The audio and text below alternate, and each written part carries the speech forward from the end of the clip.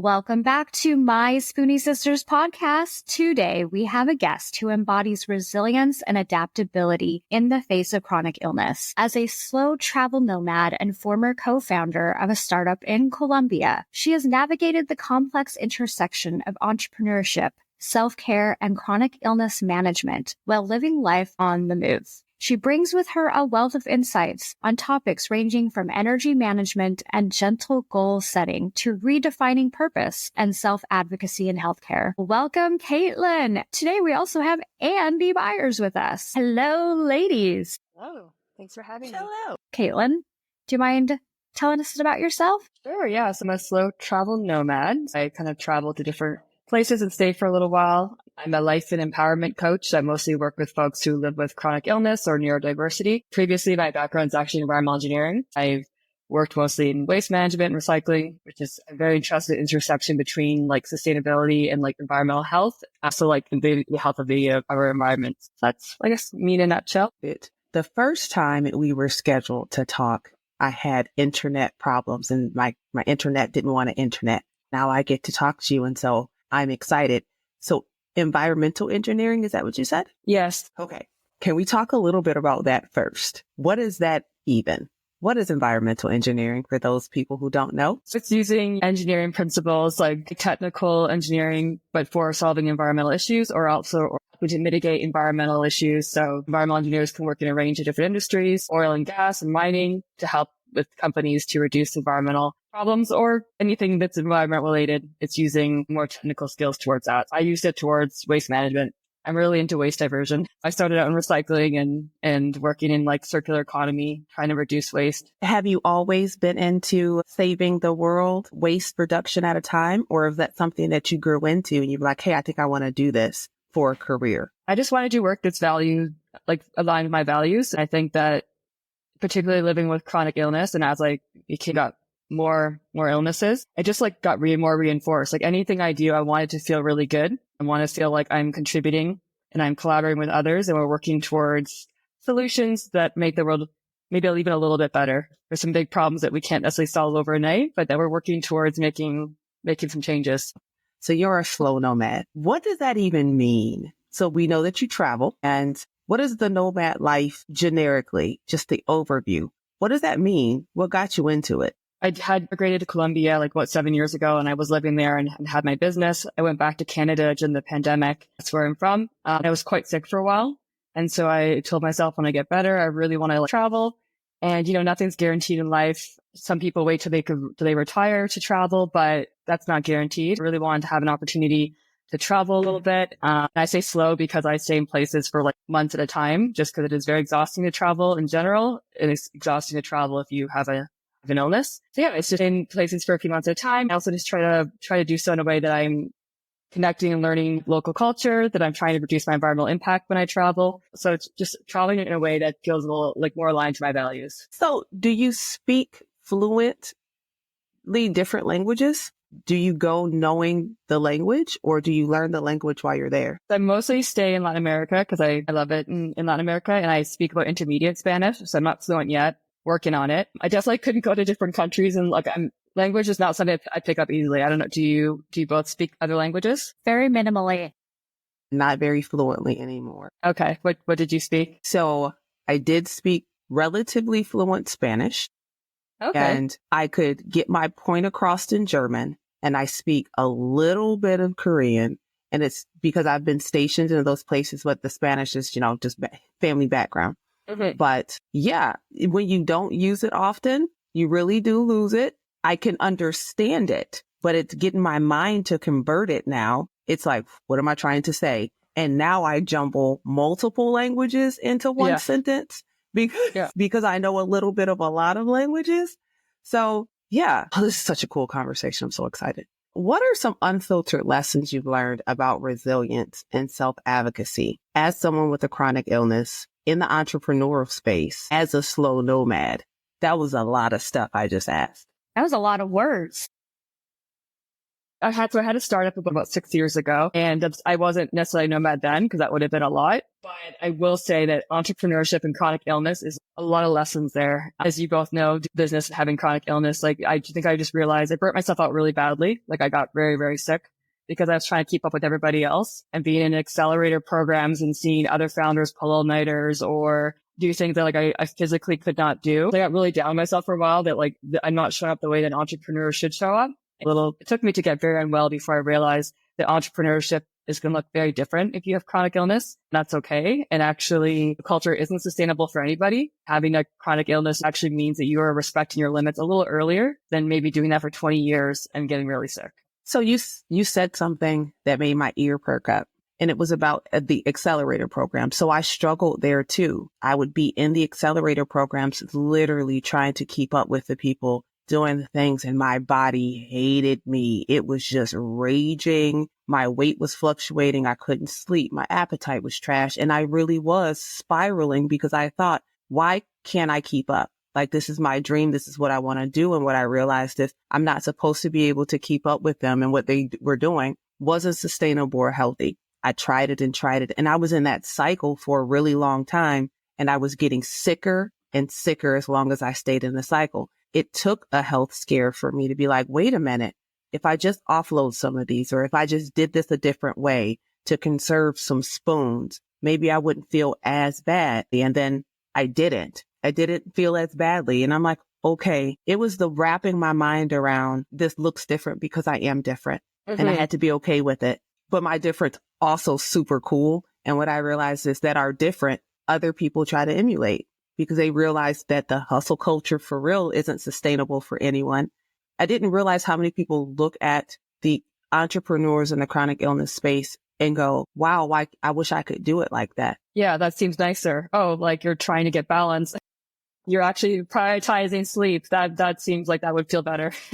Yeah. And staying up all night. No, for sure. That's so interesting. I love that you were also in an accelerator program, because it does feel really lonely at the time when you're like, trying to explain to other people what it's like. And it was, yeah, I'm in one right now, and I am the only one that's sick. I'm like, I can't be in there. I had class and I had meetings, and I'm like, something's got to give. And I guess today it's going to be the accelerator program that is further down on my list of priorities. But I'm in one now, and it's exhausting because we're doing these meetups and to introduce yourself. And it's the constant, hey, I know that you want me to be super active in this pod, and I may not be able to, and here's why. And then the fielding the questions, but also hearing the disappointment in the email communications, like, oh, you missed another meeting, or you left out early. And I'm like, but you don't actually get why. I'm so glad we're having this conversation. I'm just over here calm, and thank you. I get 2 points to that. One, I think I learned, one, be a little bit more vocal about what you're experiencing. I didn't tell anybody except my business partner that I had health issues. And so when people would make comments, I've really internalized it. And the other thing I think is just like not caring if other people make comments or don't understand what you're experiencing. I remember so many times sitting in meetings. I remember one time in particular, I had like a massive flare. I have fibromyalgia. So it was just like pain all over. And I'm sitting in this meeting, and someone looked at me and said, you have to try a little harder with Spanish. And I literally was having a hard time processing English at that point. I'd done everything just to like get myself out the door. I was sitting there just like waiting to it through like the whole meeting and stuff. And after I just like, that's not mine. I don't need to, it doesn't matter what that person thinks. It does not matter. But it is hard. It is hard when you feel you're being judged or someone thinks you're not trying hard enough, because the reality is if you're living with chronic illness and you're showing up, that is taking Herculean strength sometimes. That is like, that's like tenacity to another level. I have a question for both of you. For the people like me out there that have no idea what you were talking about, what is an accelerator program? Oh my gosh, sorry. Andy, no, it's okay.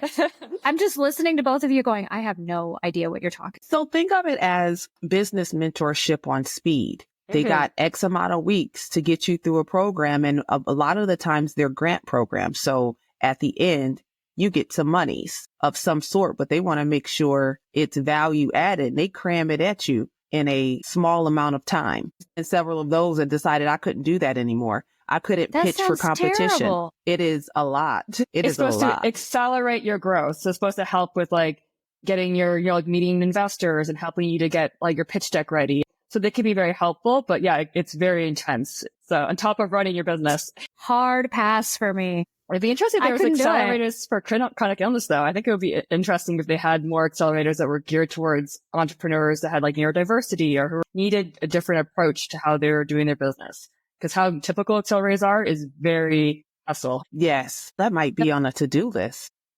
I feel like that would use every spoon I have, and you wouldn't see me for a month because I'd be sleeping for a month just to catch up. It's a lot. And it doesn't, honestly, there are the points too when you almost resent your business, even though you love what you're doing so much. I think it's like, what am I doing to myself? I'd be like, what? Like, am I crazy? Am I putting myself Oh my through these gosh, I situations? literally told Jen last month, I was like, I got this feeling like I don't want to do this anymore. And she was like, well, what do you mean? And that is where the feeling was coming from. There was an insane amount of pressure from this program to the point where is this even my passion? I didn't want to look at my stuff or do any marketing or communicate or people. I just need to get this done so I could be done with this program. And at that point, I just need to be done with the program. Maybe I'll feel a little bit better. So I took that breather. I disappeared off the social media. I went on what I call a mental vacation. I am a mental nomad. I disappear for an unknown amount of time, and then I pop back up just so that I could find the balance and disconnect from what I knew was about to make me sick. I had gotten back in the rabbit hole of hustle culture for the sake of being able to do this thing and to not look different than this group, for the sake of them to shut up talking to me or talking around me about me not being there, understanding that my body needed different things, and to include my mind. My mind needed me to care for it way more than I was while I was trying to spiral in this hustle culture. So while you're out and about, what is your support network like? Because you travel a lot and you've done some accelerators and those are a lot, and you have a chronic illness. How's your support? I value support a lot more than I used to. Because of hustle culture, it's easy to internalize like this like hyper independence. I need to do it all. Like asking for help is no, I need to figure this out on my own. I mean, none of us are meant to do this alone. And that is also a very aggressive, masculine type of way of looking at business in the world. And also really like through colonization, the idea that people need to be individuals and you should not be shown up in community. So community is important. I've been reframing how I look for it. And so that includes being really intentional about like connections with folks. Like anywhere I travel, it doesn't have to be permanent for it to be meaningful and impactful. Being intentional about keeping in touch with people like my friends that live in different countries, professional networks, being also wherever I go, I'm making sure that I know if there's like, where are there doctors or hospitals, where are there massage, people, therapists, or people who I can get support from. I think really just trying to build a network that is fluid and flexible wherever I go. So I feel I'm not alone, because that is my default survival response, is to be like, I got this. And then you kind of like, hibernate, which is not good. So you do some regulation, self-regulation, mapping your window of regulation. I think that's the wording. Can you tell me a little bit more about that? I feel like that's when I hit my rock bottom when I was doing the startup, was when I was so dysregulated. I was in fight or flight so much. So I started working with a energy healer, hypnotherapist who really focused a lot on nervous system work. And that's when I realized how much I've been disconnecting from my body, because obviously when you're in chronic pain or you're not feeling well, you don't want to like think about your body very often. But it was so key to being able to actually recognize that I was overdoing my limits and help myself to regulate. The window of regulation, also known as a window of tolerance, was developed by Dr. Dan Siegel. And it's basically the concept that there is a kind of a sweet spot for where we can manage stress and emotional arousal. It's normal for us to not be calm, because if someone makes you angry, you're going to be angry. If you're sad, you're going to be sad. But the key is to be able to get yourself back into that area where you're then able to be more regulated, make better decisions, be able to take care of yourself. If you're dealing with a lot of chronic stress and you're not able to regulate yourself, you end up living like dysregulated, either in fight or flight or in freeze, collapse for long periods that are not good, not healthy for you. Where do I even begin? Back up here, because we've kind of danced around what your chronic illness is. Let's tell listeners more about your diagnosis story. Do you have an elevator pitch to explain what that is? I've dealt with like kind of complex mental health issues since I was a teenager. So I guess that's been 20 years now. And I was diagnosed with celiac disease when I was 21. And then from there, just developed a lot of like gastrointestinal issues, PCOS. And then I developed fibromyalgia. It took me about 2 years to get a diagnosis, because I honestly had to like really advocated a lot to get that. And it's now been 8 years. So fibromyalgia is a basic condition of like the nervous system where the body is overly sensitive to stimuli, basically. So the main kind of characteristics are like chronic pain all over, like difficulty with like cognitive processing, extreme fatigue, and also difficulty with like sleep disturbances. But the pain, I think for me anyways, is a huge one of just like all different types of pain all over. Okay. I'm going to be really honest with both of you. If you can't tell already, I'm having a struggle bus with words today. And that's why I've been mostly sitting back and listening to both of you, is because my mind is working, my mouth probably not so much. So bear with me with any questions I have. But as you're talking about this regulation, what's popping in my head is people like me, where sometimes I feel I can't even regulate my body temperature. And so is that something that you've struggled with? And if so, what would your advice be to listeners? Definitely. Temperature is a physiological response. So it can definitely be linked to your nervous system states. I'd say though, like less on like trying to control like the representation of the symptom and more focusing on like, what does my body need right now? Whatever tools and resources you use are going to depend on your nervous system state. And they're also going to depend on what you like and where you're at. Meditation doesn't work for everybody, for example. What's really helpful is figuring out when I am hyper-aroused, like when you are in fight or flight, what does my body feel like? My heart rate goes really fast, or maybe I'm really hot, or whatever. Kind of figure out what it is for you when you were in fight or flight. What is it like when you were in freeze? What does it feel like when your body is regulated? And that way, when you start to figure out those clues, those triggers, and those behaviors, then you're better able to, I'm hyperactive right now. This is the tools that work for me when that happens. It takes like a bit of trial and error, but it requires you to look at yourself because we all have completely different nervous systems. What works for one person is not going to work for the other person. Absolutely. Putting together a toolkit. I messaged Andy and Linnea yesterday. I was a hot mess. I love how they support me and each other when we are feeling like that. And sometimes the logical thing that I would normally do or recommend to someone else, maybe in that moment, I'm not able to slow down and function to do that thing. Andy can send over a YouTube clip of something I need to listen to slow me down and to help me get back to where I need to be. Because yesterday I had a massive panic attack. Have no idea why. No rhyme or reason. No stress. The only thing I could look at was I was traveling over the weekend, and it was a 7-hour drive to get to where I was. I was only there for 3 nights. Then it was a 7-hour drive back. And so a lot of trying to put the pieces together. And I feel like in the chronic illness world, that's a lot of what we do. We're always trying to put the puzzle pieces together and run through our toolkit. And sometimes our brains just can't slow down to work out our toolkit, which that always sucks when that happens. Yeah. But part of the toolkit can also be co-regulating with others. And so that's what you did by like reaching out for support. Again, co-regulation is just feeling safety and support with another nervous system.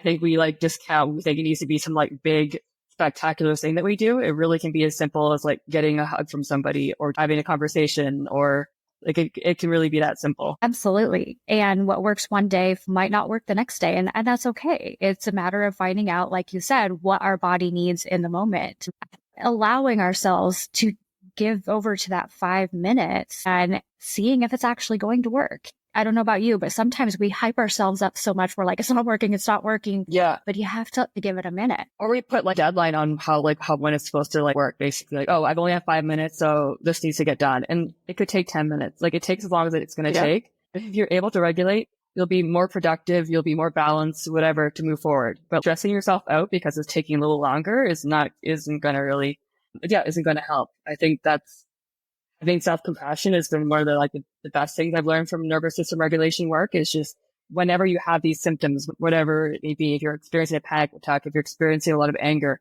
it's your body trying to protect you. I think that's been really interesting to reframe versus it's really easy with chronic illness to be like, my body's failing me. But when I was able to look at pain as my body saying, slow down, or I need something, that reframe honestly even reduced my time that my flares would last. Because I wasn't sitting there like shaming myself, which really, was not helping. So how has living your nomad life, how has that influenced your relationship with adaptability and your overall, like, this is my purpose. I got to be out here. I got to move. I got to see the people be in the communities? It's been really interesting looking at impermanence and really being able to kind of go and go with the flow a little bit and not be so tied and rigid in expecting how things are going to turn out. I feel really grateful that I get to experience that. Also, I mean, traveling, it also comes with being creative and having a little more strategy and a little more, I think how I travel now is also different than how I traveled in my 20s, pre-chronic illness. I think that's also taught me to be grateful for where I'm at,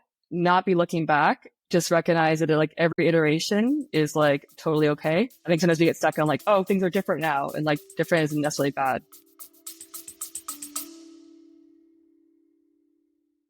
Hey, listeners, are you living with a chronic illness and want to make your voice heard? Rare Patient Voice connects patients and caregivers with research opportunities so you can share your experiences and get paid for your time. Your insights help drive real change in healthcare.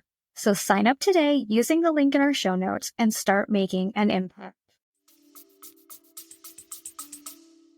So if we just talk real quickly about the food. I'm a foodie. I love num num nums. Can you just, how's the food? As you're traveling, what is like your favorite place that you've been where the food was like, I could eat this every single day over and over and over again? Do you have a favorite food, a favorite travel location where you just had the best snacks? I could literally eat Mexican food every single day, particularly from like the Oaxaca area, the taludas and like moles and like the tacos. Like I could eat, and it's mostly corn based, which is great for celiacs. So, oh my gosh, yeah, food is an important part of travel. You are speaking my language. Jen loves tacos. My family, we could eat Mexican every day. Best food. Mine is Korean. Yeah.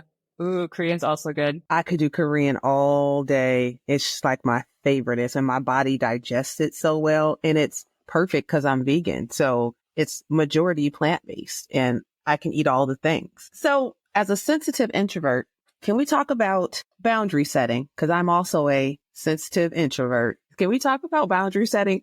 What strategies have you developed that made communicating your needs a little bit easier for you to people that don't necessarily always get it? Yeah. First of all, reframing that like boundaries are not a favor that somebody does for you has been really helpful. I think I got into the habit of like over explaining things, like all the reasons why I couldn't do something or why I need to do something. And no, like just cut that out. A boundary is what you are going to do for yourself and to keep yourself safe. Recognizing that energy is finite and that if I'm setting a boundary, it's the best thing, not just for me, but for like my work, for my relationships, for anything that I want to actually accomplish in the future. And I think it's helpful too for people who struggle with setting boundaries to actually be around folks who are really good at it. Because I have a few friends that are so good at setting boundaries and so compassionately, but like the way that they do it, a couple of times I'd see them do it like, wow, that's amazing. And when you know that when someone's good at setting boundaries, they're also generally really good at receiving boundaries and respecting other people's boundaries. And then you know that there's like not going to be self-sacrificing or that resentment. I've actually emulated other people and how I was able to, because we can't always control how other people are going to react, of course, but being around folks who are really good at it was really helpful for me. Yeah. Boundaries are my jam, y'all. I love a good boundary. She's so good at it. Oh, I love a good boundary. If I'm struggling with boundaries, I just call Andy. I love a good boundary. Listen. Were you always we're doing it for or? us. No, I wasn't. Yeah. I literally was a doormat. Okay. I was yes. Pick me. I'll do it. All the things. And then I died for 38 minutes in a cycle of yes, pick me. And I don't even remember what I was rushing to, what I was about to do or say, and what was that important and why I had been on the hamster wheel for that long. So my favorite word became no. No, I can't. I don't have the capacity. I don't want to. No is a complete sentence, all the things, but I have always been one that respected other people's boundaries. I just never felt strong enough to enforce my own. I was also the kid that was bullied, the teenager that was bullied, the young adult that was bullied, that was in an all-male career field that nobody wanted to listen to or talk to, but spent a lot of time talking down at. As I empowered myself more in just how I loved me, how I looked at me, how I talked to me when I walked into rooms that relate, you're not going to talk to me that way today because I didn't even talk to me that way today. I realized that I had started to believe all the things that they had implied about me and my worth. I started to believe that and I wouldn't look myself in the mirror. When I got to a point where I could look at me and not want to pick me apart, how I walk in rooms look different now. You can't break me. At one point in time, you almost fractured me. You can't break me because you're not going to say anything to me that I'm going to absorb because of what I said to myself this morning. And I can't change how you feel about me, but I know how I woke up feeling about me. And I know exactly how I'm going to go to bed feeling about myself. There's nothing that you can say to me that's going to make me feel any differently than what I just said to myself this morning. And I start with me every single morning. Whatever it is I'm going to say to me, whatever I was moved to say to me is always something empowering that will lead me closer to what my ultimate goal is. And that's balance, peace, happy, healthy, thriving for me and everybody around me or everybody that comes in contact with me. But it wasn't always that easy for me. No, I honestly had to die unexpectedly for me to pick me. Instead of saying, hey, guys, pick me, I needed to pick me. I won't even say unfortunately. Fortunately, I had to die and get life part 2, the chance at life part 2 before the person that picked me was me. But what you're describing too is an example of like so many people have like that fawn response. It's a survival response. You don't want to be rejected. So you will automatically start people pleasing. And that can really be stem back to our childhoods or early experiences. But so much of when you sit and recognize, I would rather be rejected by other people than myself. I would rather be able, look myself in the mirror and say, like, I like myself. I like how I move through the world. I like the integrity that I have. It really just like all the other noise around really just reduces. And then you do find that people who I respect other people. When someone tells me no, I respect that because my brain's a little bit like, I don't know, it's more analytical. So if someone says no, I'm like, hey, no. When someone's a bit more maybe, then I'm like, do they want to be here? Or are they just doing it because they feel bad? Like, I appreciate when you're around somebody who's like a hell yes or hell no, then you know that they actually want to be there or they actually want to do the thing. And so that feels good as well to be on, the receiving end or to be the person in relationship with that other person. So you have mentioned reflecting on energy management beyond the spoon theory. What tools or frameworks do you use to manage your energy from day to day? Yeah, I think energy management is like more nuanced, and even for like people with chronic illness, something that's really helped me is really, I almost look at like energy management like a pie chart, like broken up between, so like our physical, cognitive, energetic, emotional, and that if I know how long I can sit and work on a computer before like cognitively my brain, like mental fatigue is gone. And so if I do too much, then I might take from other areas of my life, like my ability to call a friend and talk to them. But I kind of look at everything's always shifting and fluctuating, and every day is an opportunity to really check in and be like, maybe normally I can sit for an hour without like moving, but maybe today it's like a half hour because I'm feeling stiff. And so I think that it just requires a lot of like checking in with your body, but recognizing that different things take different amounts of energy, and that also I might be able to go for a walk after working, but I may be actually unable to have a conversation. So there's different forms of energy. And so that's been interesting to kind of navigate. Does that change when you're traveling? Are there signals that you notice as you're moving around? Yeah, because our energy is also impacted by our external environment, right? So, some of us are I wouldn't say ton, but I do have, get sensory overload sometimes from like noise and from crowds. And so travel can definitely be really loud, depending on where you're staying, what you're doing, or being around a lot of people on buses or whatever. Energy can be really draining for me. So I think being aware of our energy is not just internal, it's also what's going on around us. So being aware of how our different environments can impact our energy for sure is really important, which is why I'm really, really careful about scheduling. I'm careful about always putting in rest days as if it's like a meeting, and being careful about looking ahead and time blocking for things. Because of my brain, the little neurodiversity, I will write to-do lists that are like 50 items long. I'll just keep adding things. And so having to be like, what is the 1 or 2 things I need to get done today? I get that done. Now what? Do I have energy for more? If I do, what is it? So really going step by step versus trying to make a really massive plan when plans should be bite-sized, and then they should also adapt. Living with a rare disease or chronic illness can feel isolating, but you are not alone. Find Your Rare is more than just a brand. It's a movement. From empowering apparel to real, raw conversations, they're here to remind you that your story matters. Because being rare, it's your superpower. Explore, join, and wear your rare with pride at findyourrare.com. So can we talk a little bit about mental health and mental health treatments? You comfortable? Yeah. How has your mental health issues shaped your approach to seeking your care for chronic pain? What has that been like? Have you been treated kindly? What has that been like for you? This is I always like chat with people about this because I think everyone's had their experiences, and especially when it comes to mental health. But I think that there's a lot of stigma around obviously mental health. And I think particularly it's gotten a little bit better. Maybe not necessarily in how treatment options, but just in how society is viewing mental health now. But I think like 15 years ago, it was not the case. And so when I was diagnosed with bipolar, which since now I'm going through the process of that may not be the right diagnosis. I don't think it was. I was on so much medication. I think that was a time, and that still is a time where doctors there's an emphasis on like diagnosing and labeling, but not necessarily on improving quality of life. And so there's so many years, about 6 years, where my quality of life was really, really poor. I was not getting better. I was on so much medication, like 7 medications, and just feeling lost who I was. And there's so much stigma around too, particularly with mood disorders. So I think that then when I was going through fibromyalgia, I just recognized this is another invisible illness with a stigma. There's where I don't want to be trying a bunch of medications and labeled, and not actually, I don't want my quality of life to again suffer. So it did change how I think approached treatment. I didn't realize how much it impacted. Like when I really started doing nervous system work, I realized I would feel so anxious talking to doctors because of those experiences of feeling like not heard, or going in and be like, I have all these side effects, and be like, no, that's not a side effect of the medication. And it's like, why am I losing all my hair?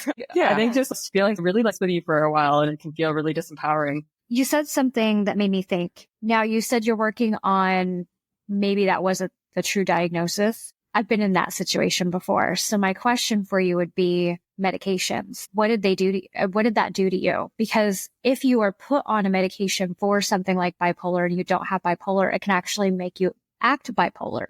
So did you have that situation happen? Yeah. I was getting so agitated that at one point they put me on antipsychotics. I was on so many medications, and I'm on anything now. I mean, it's not that my mental health, it's something I'm still continuing to work on, but I have not had any manic episodes or anything, which makes me think that was never really the proper diagnosis. I think that I was just really dysregulated.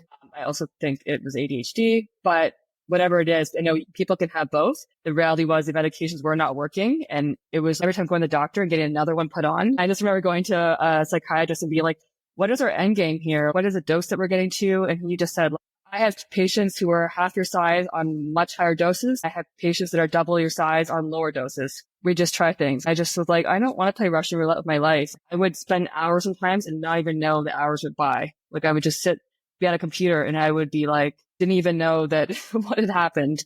Things that were really awful. And then you start feeling really bad about yourself, because then you think that people think that you're incompetent, or that you can't articulate your thoughts, or that it's a huge weight. I think huge loss of confidence, I think I would say. I don't think we talk enough about how, okay, you go to talk to them and they think maybe the diagnosis is whatever it is they come up with, and they give you medication A. And then you need to take medication B because of the side effects from medication A. And then there's medication C that's added on because medication A and B are causing something else. And it goes on and on and on. And before you know it, you're on 13 medications and feeling like you're walking through fog, but you still don't feel like a real person.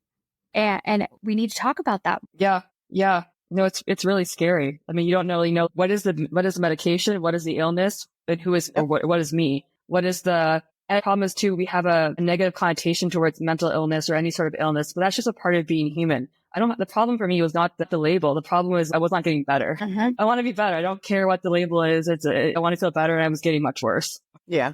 What advice do you have for fellow Spoonies about advocating for themselves in their care navigation? I think the doctors are such a valuable wealth of knowledge, but at the end of the day, it's your body, and you need to trust when something is off. And again, build a support network of folks who can say, are you sure that's going to work for you? Are you sure that really be partners in your treatment? Because it can be very overwhelming to do that on your own. And if you're in a really vulnerable state and you're alone at the doctor's office, and they're like, take this, you're like, okay, I guess. You're desperate, right? So I think having that support system, even bringing someone with you to a doctor's appointment, writing questions down in advance and having things ready to go. Your medical record is your medical record. So you should always ask for it. You should always keep all of your blood work and everything. I have a massive folder. I keep all of it. Yeah. You're the manager of your health. And also do that too. I think not to diminish, doctors have only 15 minutes with patients. It's a very short amount of time. So what can you do to also help them, to help you? When I got diagnosed with fibromyalgia, I actually brought in the diagnostic criteria because we were kind of doing around it. I don't do every single like scope, scan, blood work you can imagine. I finally brought the diagnostic criteria to my doctor. She went through with me, and that's when I finally got diagnosis and then went to see a rheumatologist. Sometimes there's things you need to do to kind of like help your doctor because they are so overloaded with patients that don't have a lot of time. I agree. So what is one piece of advice you wish someone would have given you at the beginning of your chronic illness journey and managing your chronic illnesses? Ooh, I would love to hear your thoughts too. Mine, I think, would be, I was like very fixated on like putting my chronic illness into like remission and like really rigid about it. I spent a lot of time on like message boards and like looking in different like support groups, and I was just so anxious that I was just gonna get worse and worse and worse. And the only option was to get worse and worse and worse or be completely healed. And there was no in between. And I think that like when we focus on like what should be, we kind of lose sight of what could be. And so there's so many beautiful things that come into my life because of like experiencing chronic illness, and change is inevitable. Everyone, if you live long enough, you will have health problems. You will experience personal and professional setbacks. It is how you navigate them. I think I just saw what I was experiencing. This is like the end. You are never going to be fun again. No one will want to be around you. You're just going to get sicker and sicker. When really it's like, this is an obstacle, and maybe it's going to result in things being different forever, but maybe that different isn't necessarily completely bad. Maybe there's other opportunities in beauty that I can find. Love that.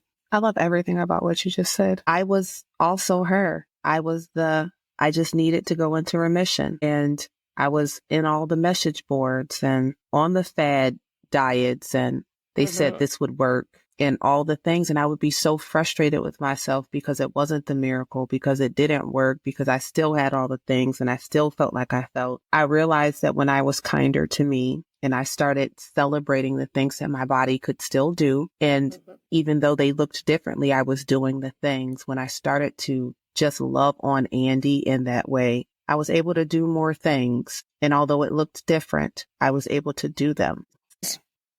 So what's next for your journey as a slow traveling nomad and a super advocate? Yeah, I think I'm going with the flow. I want to live my life authentically and intentionally and see where it takes me, and feeling really grateful for every day and opportunity that I get to have to experience the world. But in terms of chronic illness, I'm super passionate, if it hasn't come out in this conversation yet, about nervous system regulation, and want to share this. Education can help with our regulation, and want to share this knowledge with everybody. So I really see doing more of that. Yeah, hopefully if other people, I think just the more stories you hear of other people navigating chronic illness and doing it their own way, you see there's lots of different ways to do it. There's no right or wrong way. And if other people feel empowered to be like, I can live my life in an interesting way, this isn't over for me, I think that would be really, I'd love for other people just to feel. I followed somebody who back when Instagram was like not even videos yet, I followed somebody who was like posting their photos of doing yoga with chronic fibromyalgia, and every day and every week how they improved. I still think about it 8 years later, how much that helped me to see somebody trying and making improvements no matter how long it took. I think that's really valuable for people to see. Where can people connect with you? I'm trying to get off of all the social media. So right now I'm on Substack, Cosmic Beat it's called, and then my website, and I write on Medium. So I'm trying to do long form because I find social media really too stimulating. Yes. Caitlin, you're a whole vibe, and I just want to pack a backpack and travel with you.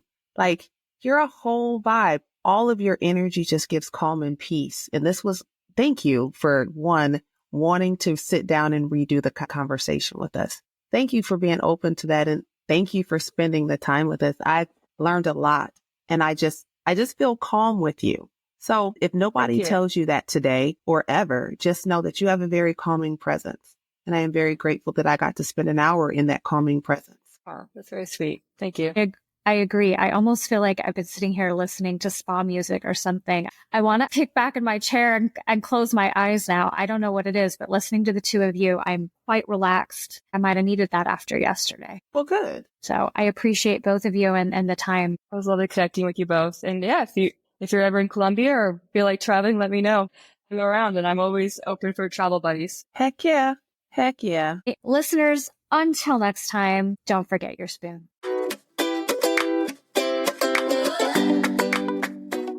All guests featured or mentioned in this podcast will be listed for your convenience. Don't forget to rate and subscribe to My Spoonie Sisters and follow My Spoonie Sisters on Instagram for updates on new episodes and more. We eagerly look forward to speaking and hearing from all our Spoonies. Disclaimer: while we are not doctors or healthcare practitioners, we want to assure you that this podcast is a credible source of information. It's based on our guests' personal experiences and the strategies we've found effective for ourselves. However, everyone's body is unique, and what works for one person may not work for another. If you have any health-related questions, it's always best to consult your primary doctor or rheumatologist. Remember, our goal at My Spoonie Sisters is to connect people and provide them with the support and tools they need to live better lives.